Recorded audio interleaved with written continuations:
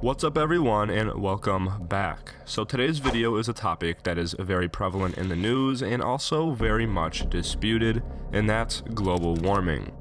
To simplify the theory, if we continue to burn fossil fuels at the rate we currently are, then the average temperature of the Earth will continue to rise. And we are already starting to see the effects of this in the polar regions of the world, where glaciers are slowly but surely melting away. But what will happen when all the ice finally melts? Would the entire planet be flooded? Well, realistically, scientists say the ice won't all melt for upwards of another 5,000 years. But when it does, the Earth will be a very different place than it is now. In total, there are 5 million cubic miles of ice all over Earth. If that were to melt, the first and most noticeable differences would be the levels of water in the sea, which would rise about 216 feet or 66 meters globally. And that insane increase in size causes a lot of huge problems for society. You see, most major cities around the globe are located on the coast of whatever country they are in. This is because it allows for more trade routes and transportation via the ocean. That being said, if the water levels were to rise by a whopping 216 feet, most big cities would be underwater.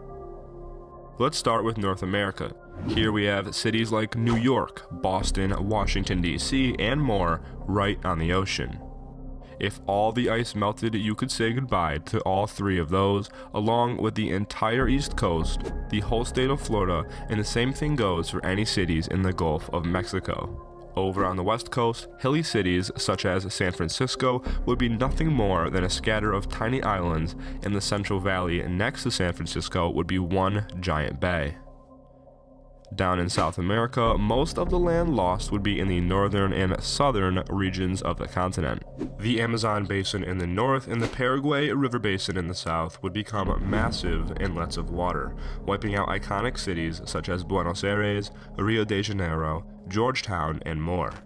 Over in Europe, the effects will really be felt across almost every major city. Starting from the north, Helsinki, Stockholm, Copenhagen, Amsterdam, Dublin, London, Venice, and more will all be affected in some way, with most of them being completely underwater.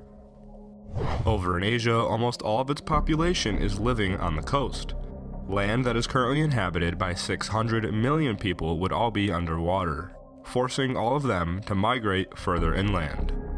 Could you imagine 600 million people having to give up their home and move to a new city?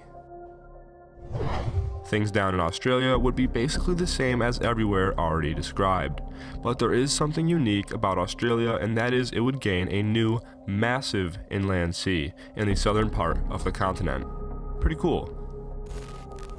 The continent that would lose the least amount of land would be Africa, seeing as it is so massive. However, the rise in Earth's temperatures may make the entire place too hot to live, but I'll get back to that. Perhaps the best thing to come out of this would be that Antarctica would now be a livable place, no longer covered in most of the world's ice. In time, people could travel here and start to set up towns and communities. After all, it is the 5th largest continent. And in theory, it does sound nice, but a rise in sea levels is only one of many problems that the melting of the world's ice would bring.